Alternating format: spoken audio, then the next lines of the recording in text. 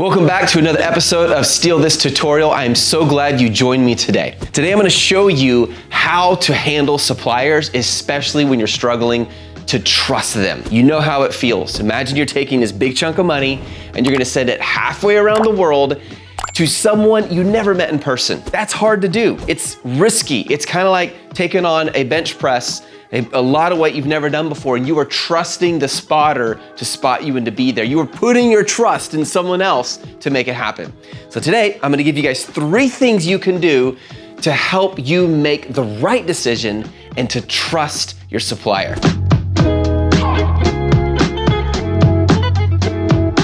Here we go. Number 1, you need to shatter the piggy bank mentality. You need to let it go. Because if you are holding on to your money like a little piggy bank and you're dropping in all those coins and you're always worried, you gotta have that security, guess what, guys? You will not succeed as an entrepreneur. I'm not saying you shouldn't have calculated security. Yes, you need to have some level of security, of course. Don't make stupid decisions. What I mean though is if you're holding on to it, imagine this. You're hanging from a cliff for your dear life.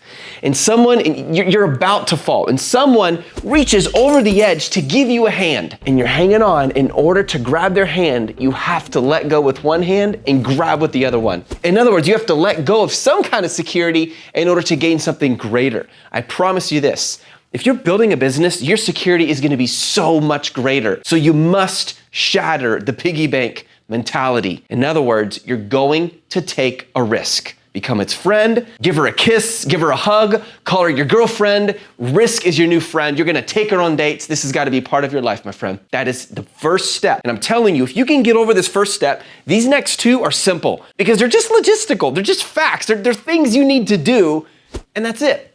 Number 2, you need to tell your supplier exactly what you need. Now, I know this sounds silly. Like, seriously? You're telling me to tell the supplier exactly what I need? Yeah, I am. Well, why are you saying that? I'll tell you exactly why. Because if you don't, and if they get the order wrong, you are out to sea. This is really important. If you tell them exactly what you need, for example, what is the color of the product? What is the quantity? What is the plastic? Is it just regular stainless steel? Is it 301 stainless steel? Is it corroborated rubber? What are all the details? The better you know the details and the specs, the safer you are. Because what's gonna happen is they're gonna produce it, you're gonna send a product inspection to go and inspect it, and if they didn't get something right, you now have grounds for combating that and for getting it fixed instead of having it shipped to Amazon's fulfillment center. And surprise, we have a problem and your entrepreneurial business is at major risk.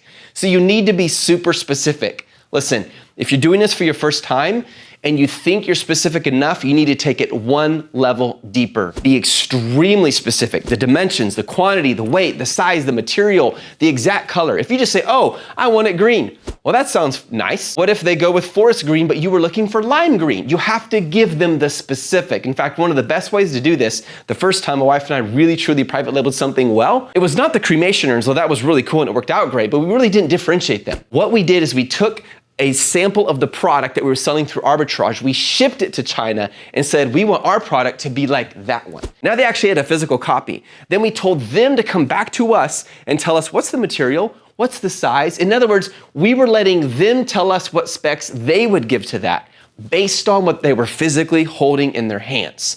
If you tell them what you need, that goes in the contract. If you use Alibaba when you were ordering the products, it's gonna give you a contract automatically.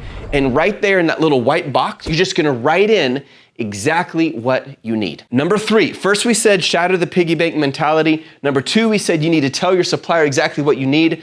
Number 3 is use the 30-70 rule. Now let me explain what I mean by the 30-70 rule. I think you guys are going to appreciate this. The 30-70 rule means you're not putting all your money up front because you're smart, and that gives you leverage. I have seen some really trusting, and God bless them, they're trusting, but overly trusting entrepreneurs send all their money to the supplier.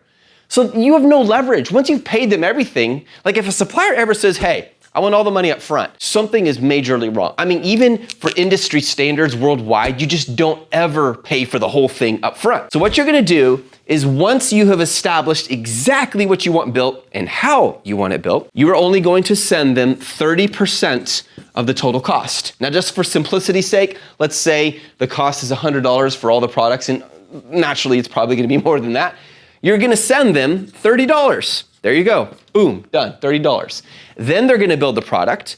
Then you're gonna have someone inspect it. And by the way, if you're looking for a product inspection company, join Just One Dime, get in the community, find out what people recommend. There was a time where I like to recommend specific companies, but companies come and go, and some who are good go bad and vice versa. You never really know. So the best way I've found is if you jump into a community and just ask around, ask them what they're using, it's so much easier. Because then you're using someone that is actually working for someone you can trust them. After the inspection is complete, they're gonna send you a report.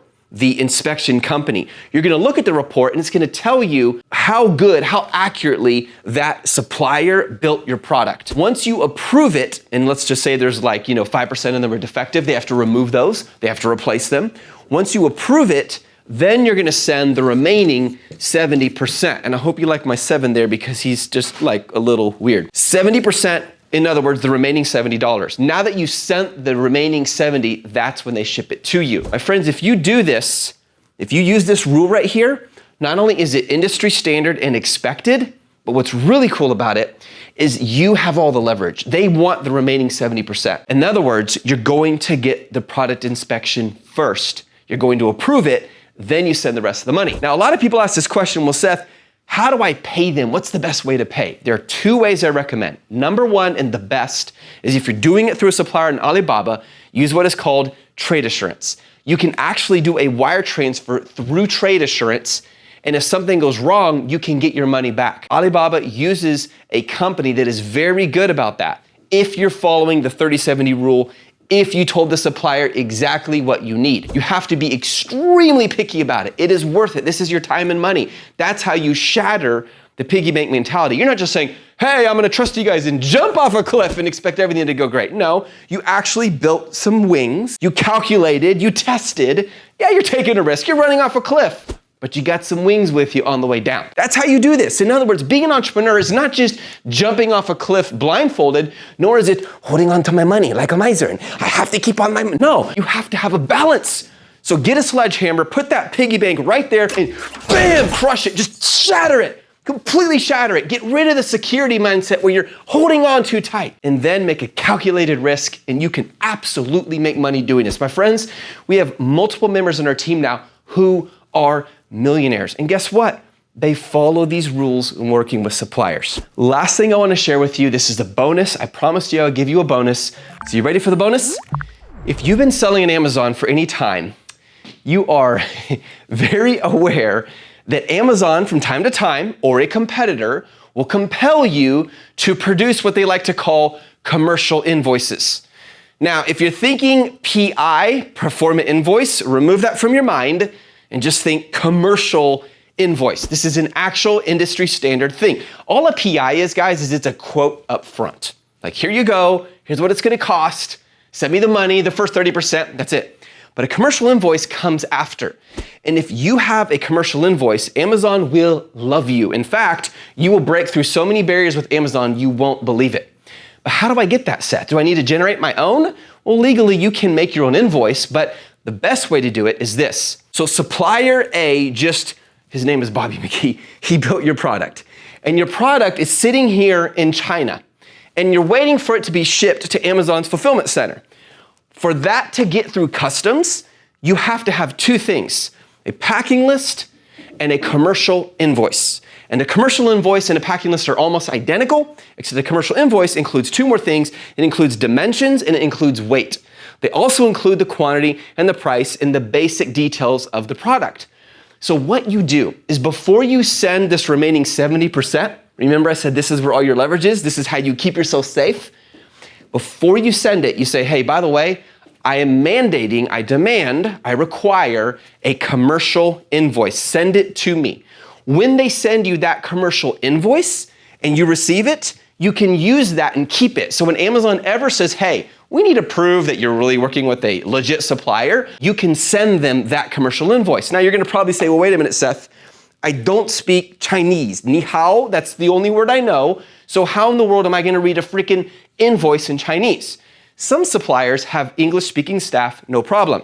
Let's say they don't, and you've been using on your phone WeChat, where you can hit the translate button, but man, my goodness, you're not gonna be able to send a Chinese Mandarin invoice to Amazon and expect their frontline staff to understand it, because last time I checked, Jeff Bezos did not make that a requirement that all his staff learn Chinese. That would be kind of cool, but we're not there yet. Here's what you're gonna do in that situation. You're going to tell the supplier, hey, listen, I'm gonna need this in English, so I'm going to create a spreadsheet. Literally, guys, it's as simple as this, an Excel spreadsheet. Simple as that. You're gonna create a spreadsheet, it's gonna include all the data. I mean, Google commercial invoice, you'll have a template, no problem, that's easy. Then you're gonna tell them, listen, I need your letterhead so I can put the invoice on your letterhead. Then you fill it in with English, you save it, and as soon as Amazon requests it, you send it in. For those of you guys who are just starting, you're probably thinking, why do we need a commercial invoice? And I thought the same thing. I promise the day will come where you need to have it. It proves to Amazon that you are legit. And you are legit, otherwise you wouldn't be watching all of this right now. Guys, I included something really special below for you. There's a link below. It will give you all of the main provinces of China and the factory types, what kind of products they produce. Let me just show you why this is so important. Let's just say you're going for clothing. There are certain provinces where if you know your clothing is coming from that province, it's probably lower quality than this province. The same thing with electronics, the same thing with rubber, the same thing with plastic, and we could go on and on. Fabrics, textiles, all these different product types. But if you use this spreadsheet, which is below, it's 100% free, you can actually vet your supplier. Just ask them, hey, what province are you from? Enjoy the ride, you guys have an awesome day.